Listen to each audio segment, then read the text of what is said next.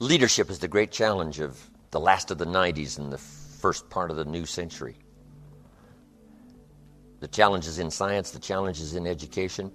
You know, we got to straighten out our educational program or we'll fall behind among the nations of the world. It's going to take some incredible leadership. Politics. Boy, it'd be great to be proud instead of embarrassed. Leaders in industry, sales, management, you name it. The leadership role is really challenging for the next century. So now, here's what leadership is. The challenge to be more than mediocre.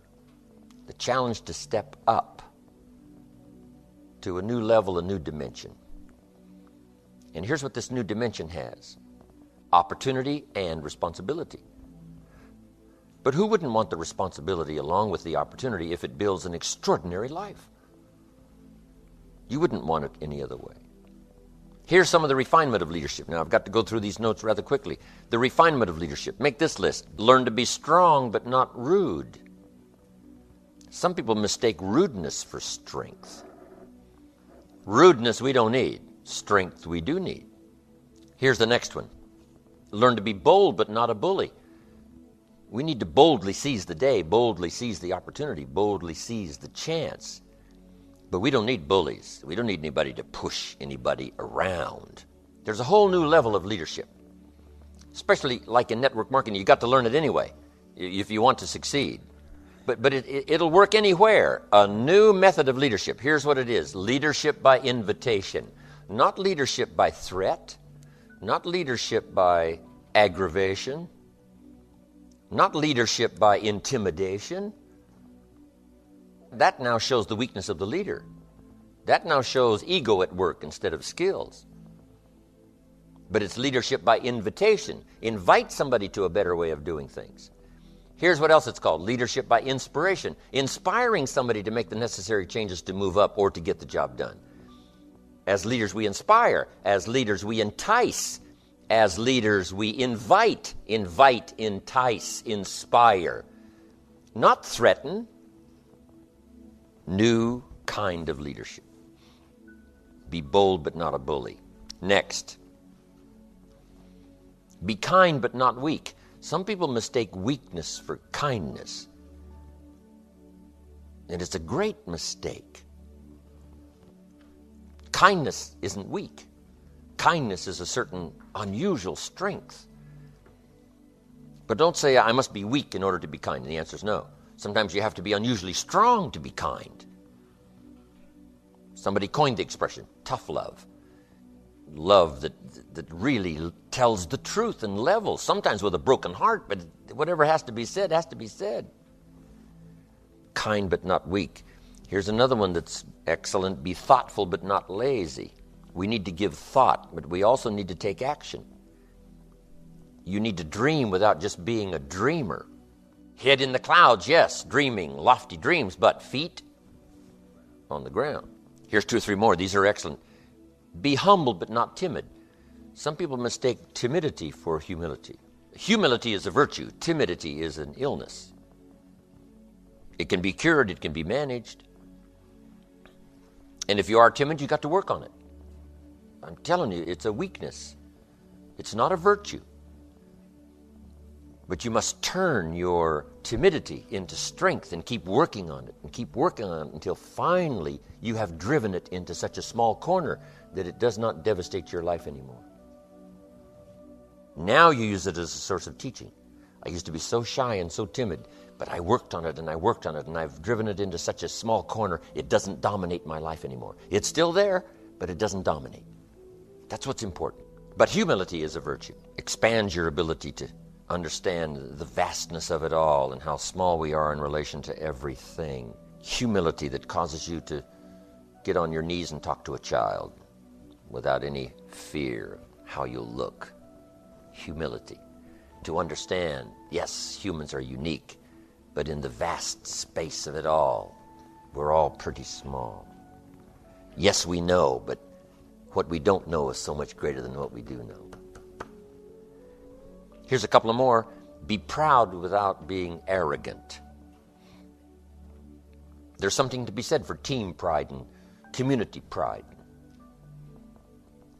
company pride, personal pride.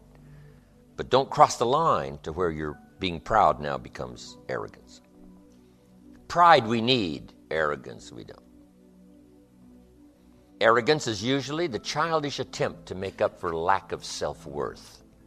The childish attempt to make up for lack of self-worth has a tendency to create arrogance. And you know the worst kind of arrogance? Arrogance from ignorance. That's the worst kind. If a guy's smart and arrogant, we can tolerate that. But if a guy's dumb and arrogant, that's hard to take. So now, all leaders must learn the basic laws so they can use them as illustrations as well as use them for productivity. Here's the first of the basic laws. Whatever you sow, you reap. Now here's another way to put it on the positive side. In order to reap, you must sow. Reaping is reserved for those who sow, who plant. To deserve the harvest, you must plant the seed. Take care of it in the summer. Carefully harvest it and then do wise things with the harvest. Here's the rest of the law of sowing and reaping. If you sow good, you reap good. If you sow bad, you reap bad.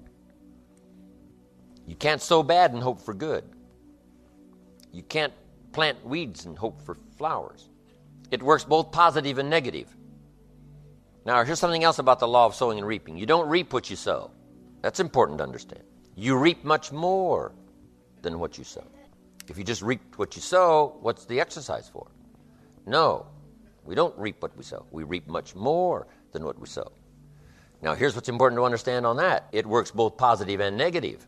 The old prophet said, if you sow to the wind, you don't reap a wind. You reap a whirlwind. You got to be careful sowing to the wind. It doesn't come back as a wind. It comes back as a whirlwind.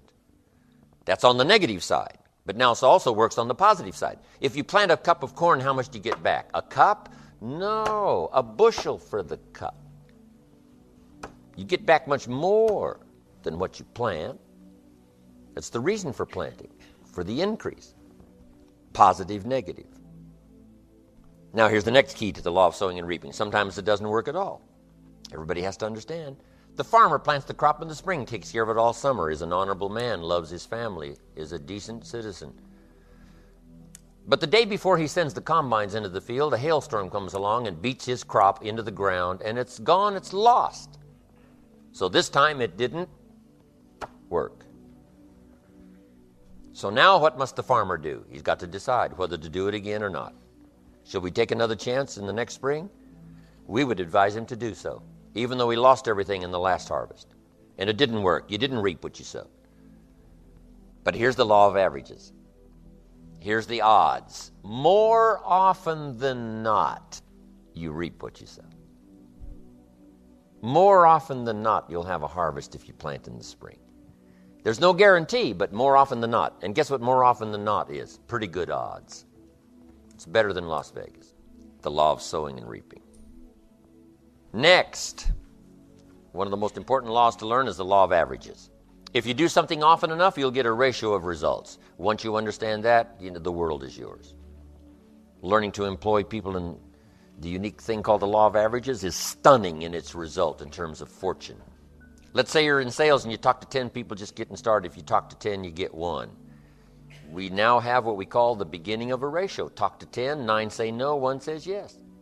I'll buy your product. I'll take your service. Somebody says, well, 1 out of 10 isn't that good. Well, you're just getting started. Because here's what happens with the law of averages. Once it starts, it tends to continue. If you talk to 10 and get 1, chance is excellent. If you talk to 10 more, you'll get another one. In baseball, we call it batting average.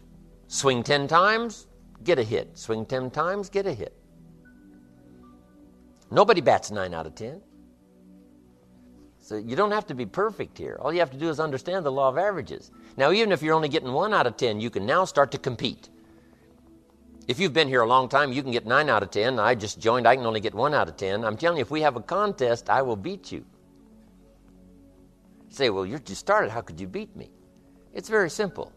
If we have a 30-day run on a contest or a 60-day run, while you talk to 10 and get 9, I will talk to 100 and get 10. I win. Isn't that clever? Here's what I do if I'm new. I make up in numbers what I lack in skill. I make up in numbers what I first lack in skill. Now, when my skills increase, I don't have to do 100 to get 10. Once you understand the law of averages, I'm telling you, it's so exciting to work with the law of averages. The law of averages works in our little money plan here. You know, chances are excellent if you have this little plan. I'm telling you, chances are excellent. It'll work, it'll work, it'll work. The ratios will work for you. Here's what else is exciting. The law of averages can be increased. At first, you only get 1 out of 10, but the better you get, the more skills you develop. Now you get 2 out of 10, and then 3 out of 10. And you don't need more than about 2, 3 out of 10 to get rich. In working with people, there's a unique story about the law of averages. It says the sower went out to sow the seed. Number one, he had excellent seed or a great story to tell and a good product to sell. And it says the sower was ambitious, got up early in the morning and went out to do the deal. So good seed, ambitious sower, and he starts to sow the seed. But here's what happens. Make the notes. The first part of the seed that he sowed, the birds got, and the birds are going to get some. John said, yes, I will come check out the meeting, see if that's an opportunity for me. He says, I will be there on Tuesday night. Tuesday night comes, John isn't there. Say, I wonder where he is. The birds, whatever form they come in. And he's not there. Somebody stole the seed. Somebody robbed him of the opportunity. Guess what you can do about it? Nothing? Well, you could chase birds, but I'm telling you, it's not a good deal. You say, well, I'll get a hold of John. Whoever talked him out of coming, I'll go straighten them out. I'm telling you, you've asked for more than you can handle. Here's what you should do. Here's what the sower did. He kept sowing the seed. Here's what you can do if you stay busy. Sow more than the birds can get. Just depend on the law of averages. Not trying to straighten out every problem. So the birds are going to get some. Now it says he kept sowing the seed, and now the seed falls on rocky ground where the soil is shallow, and the little plant starts to grow, but the first hot day, it withers and dies. So make the note, the hot weather's going to get some. You recruit somebody and they join, say, hey, I'm going to really do great here. And 2 days later, somebody says, boo, and they quit. The first hot day. You say, what can you do about that? Nothing. Because if you start chasing, trying to fix this, I'm telling you, it's unfixable. But here's what you can do to fix your future. Keep doing like the sower did. He kept on sowing. And you can't be responsible for the shallow ground. That's somebody else's responsibility. So here's the third key now. He keeps sowing the seed, and now the seed falls on thorny ground. And this time the little plant starts to grow again, but the thorns choke it to death, and it dies. So make the note, the thorns are going to get some. Here's what it called the thorns in this little story. The cares of life, little duties, little distractions. I said, John, we had a meeting last night. How come you weren't here? John says, well, I can't make every meeting. I said, why not? He said, well, the screen door came off the hinges. You just can't let your house fall apart. You got to take time and fix. I can hear the thorns go. He said, some extra trash piled up in the garage. You just can't let mountains of trash pile up in your garage. What can I do about that? People let little things cheat them out of big opportunities. And sometimes it's a little heartbreaking to watch, especially if it's somebody you care about. But there are some things, remember, you can't straighten out. You just got to depend on something else for your fortune and your future. But now let's go to the rest of the story. Here's what it says. Finally, the sower keeps sowing the seed. Now it falls on good ground.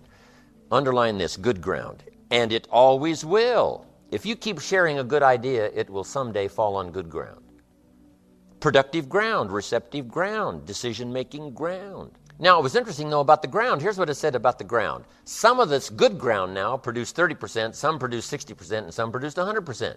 What's that called? The law of averages. Everybody's not going to do the same. Everybody doesn't have the same ambitions. And you can't straighten this out now. You just have to take it like it comes. It's like the seasons. You can't rearrange them and say, I'll take 2 springs, 3 summers. No, you got to take them like they flow. But now how do you get 100%ers? Some will produce 100%. How do you get some 100%ers? You got to go through the birds, and you got to go through the hot weather, and you got to go through the choking thorns, and you got to sort of put up with those, that haven't got much ambition, 30, 60%ers, and you'll get some 100%ers. The law of averages is at work in the university. Are there as many seniors as there are freshmen? Why is that? It's a mystery. The inevitable erosion of life says there's always going to be more freshmen than seniors. Not every race that started does everybody finish. The answer is no. Some people don't want to finish. Some people plant in the spring and leave in the summer. And you can't straighten that out. Here's what you can do. Keep telling the story, keep sharing a good idea, and I'm telling you, it will work for you.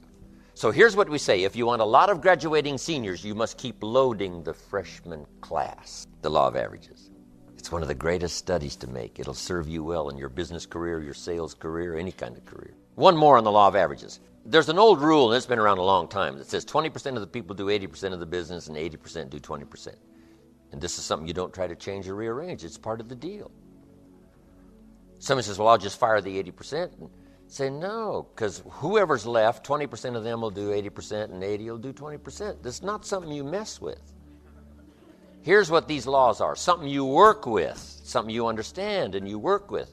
20 are going to do 80, and it works everywhere. Ask the minister of the church, who puts up the money here to support the church? He says 20% of the people pick up 80% of the tab, and 80% pick up 20%.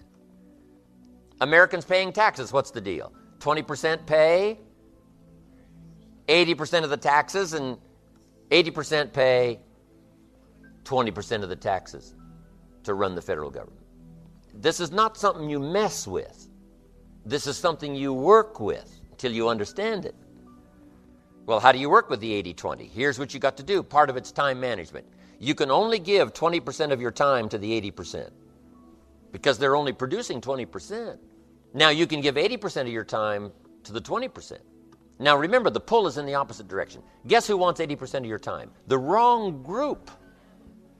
The wrong group. Now, this is not a moral question. The wrong group in terms of productivity and effectiveness in your business, your future. So what's the answer to that? Here's part of the answer. You can work individually with the 20%, but you can only work by group with the 80%. However, guess who usually wants your individual time? The 80%, and you cannot do that. That's the law of averages. Here's the next important law, called the law of faith. We covered it a little bit earlier in a fairly simple form.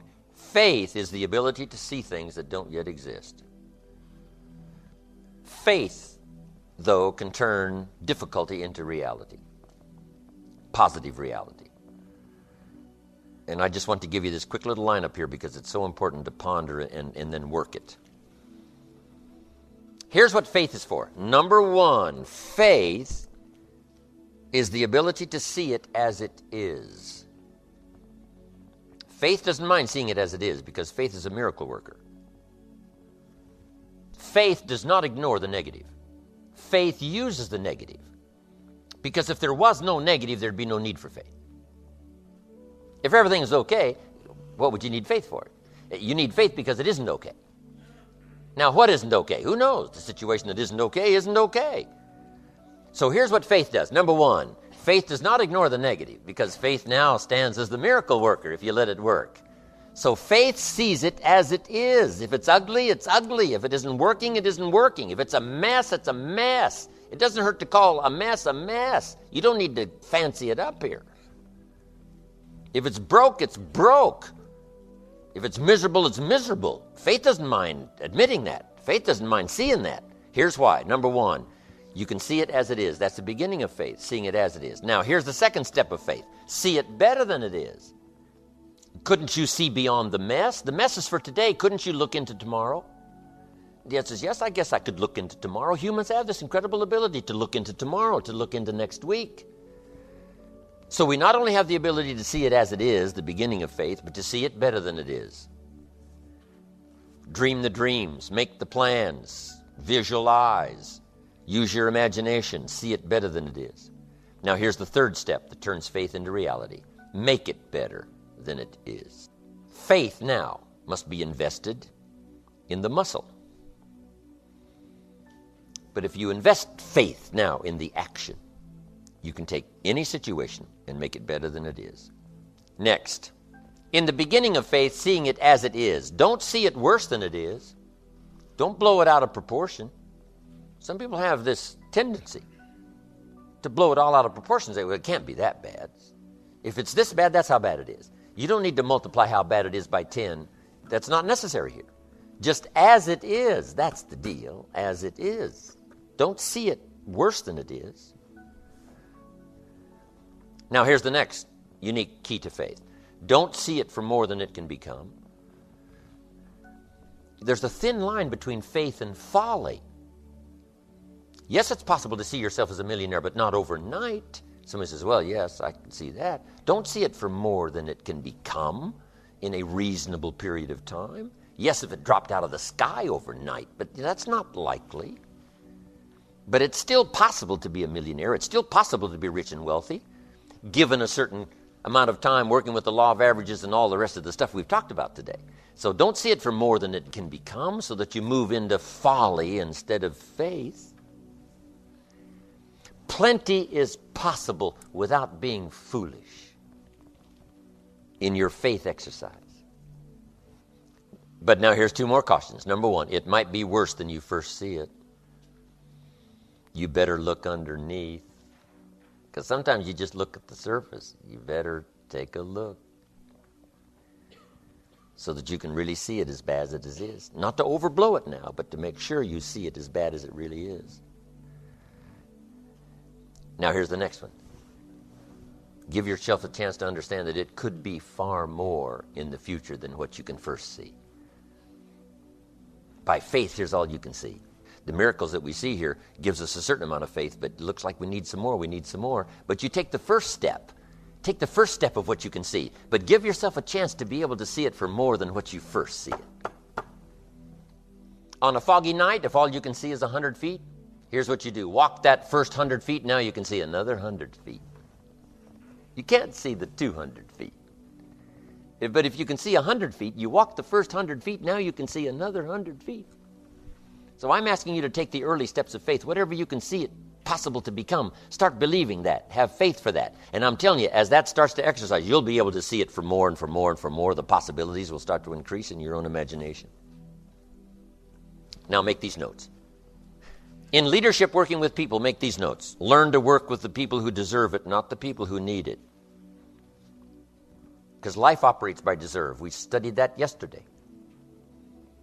Shouldn't the welfare people have said to Mary, Mary, look, you know, I know you need the $400, but from now on, when I come back here with the check for $400, here's a bucket of paint and a brush, this little fence around here, and the posts on the door have got to be painted. She says, okay. Now, this little bit of paint's not worth $400, but it's a step to begin the process of what? Deserving it instead of just needing it. And you can start walking people away from need to deserve. Just let them take the early steps. Next time she comes and says, now, Mary, if this is done and the weeds are pulled and all this stuff is done and the painting is done and the weeds are done, and then you get the next 400. And now she's starting to walk out. She starts to feel better because she's beginning to deserve it, not just need it. Isn't that big-time philosophy? Teaching people how to deserve it. Work with the people who deserve it. You say, Mary, if you take this step, I take 2 steps. And then if you take 2 more, I take 4 more. But if you don't take the first one, I don't. You step, I step. Right? You call, I call. You try, I try. You move, I move. Teaching people how to deserve it. It starts to accelerate self-esteem. You can't believe what a high the beginning of new self-esteem is.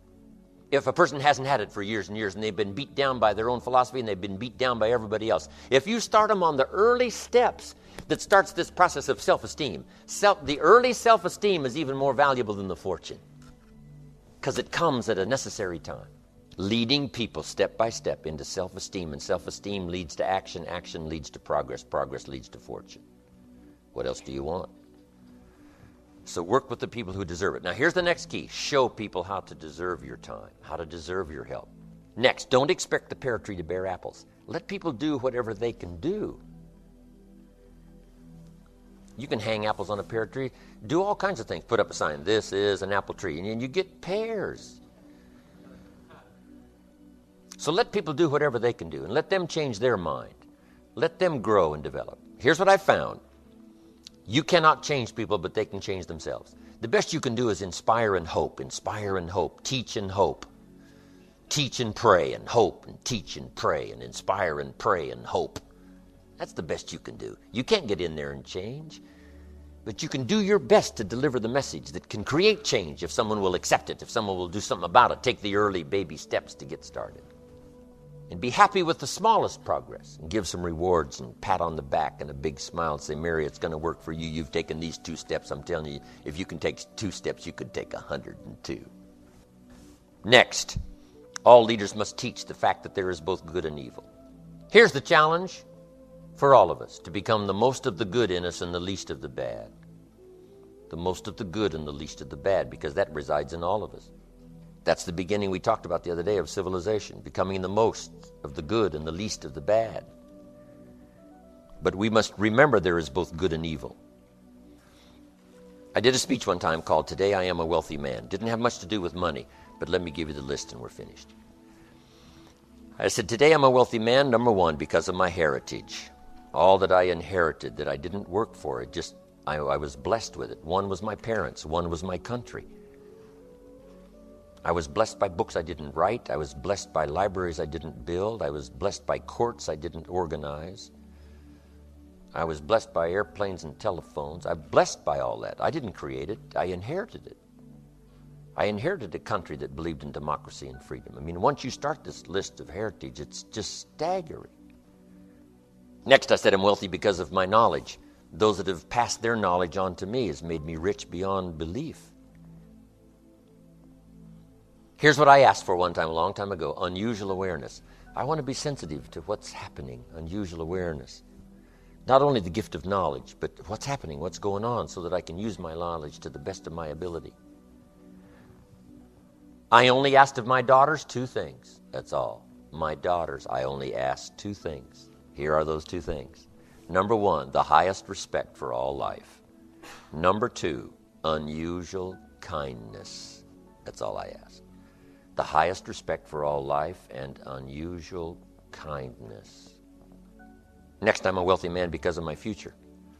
I have the pledge of goods and services of people you wouldn't believe doing business around the world. Mega billions. You can imagine the extraordinary life I live. It's unbelievable. And the pledge of goods and services, the pledge of help and assistance, the pledge of camaraderie, the pledge of whatever. See, Mr. Rohn, what else would you like to do? We'll just go do it. You want to build your own country? We'll do that. I mean, whatever you want, we'll just go do. Can you imagine what that feels like? Whatever you want to do, there's plenty of resources all around the world to just go do it. That is so staggering. It's just unbelievable for me. Next, I want to leave you with this little challenge. Number 1, let others lead small lives, but not you. Let your life not be just acceptable, but memorable. Let others cry over small hurts, but not you.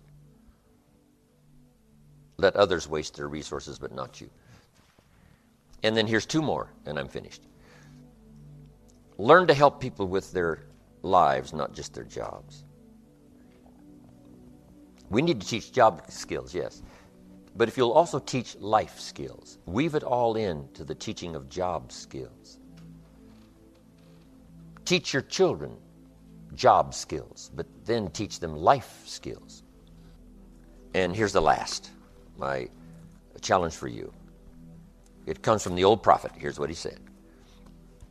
If you work on your gifts, if you work on your abilities, if you work on your skills, if you work on your gifts, they will make room for you. They will make a place for you.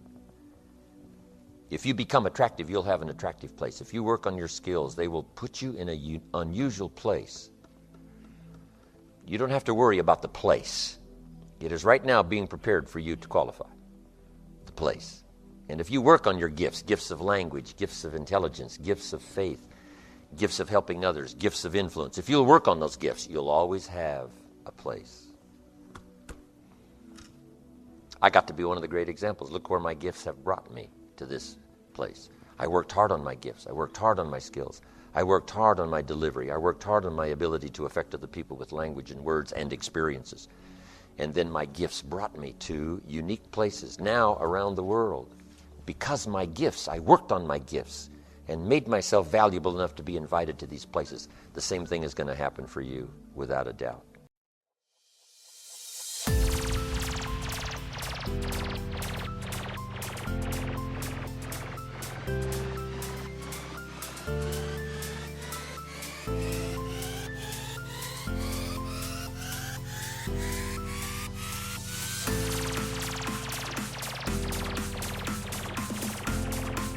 Leadership is the great challenge of the last of the 90s and the first part of the new century. The challenges in science, the challenges in education. You know, we've got to straighten out our educational program or we'll fall behind among the nations of the world. It's going to take some incredible leadership. Politics. Boy, it'd be great to be proud instead of embarrassed. Leaders in industry, sales management, you name it. The leadership role is really challenging for the next century. So now, here's what leadership is. The challenge to be more than mediocre. The challenge to step up to a new level, a new dimension. And here's what this new dimension has. Opportunity and responsibility. But who wouldn't want the responsibility along with the opportunity if it builds an extraordinary life? You wouldn't want it any other way. Here's some of the refinement of leadership. Now, I've got to go through these notes rather quickly. The refinement of leadership. Make this list. Learn to be strong, but not rude. Some people mistake rudeness for strength. Rudeness we don't need. Strength we do need. Here's the next one. Learn to be bold, but not a bully. We need to boldly seize the day, boldly seize the opportunity, boldly seize the chance. But we don't need bullies. We don't need anybody to push anybody around. There's a whole new level of leadership. Especially like in network marketing, you got to learn it anyway if you want to succeed. But it'll work anywhere. A new method of leadership. Here's what it is. Leadership by invitation. Not leadership by threat. Not leadership by aggravation. Not leadership by intimidation. That now shows the weakness of the leader. That now shows ego at work instead of skills. But it's leadership by invitation. Invite somebody to a better way of doing things. Here's what else it's called. Leadership by inspiration. Inspiring somebody to make the necessary changes to move up or to get the job done. As leaders, we inspire. As leaders, we entice. As leaders, we invite. Invite, entice, inspire. Not threaten. New kind of leadership. Be bold but not a bully. Next.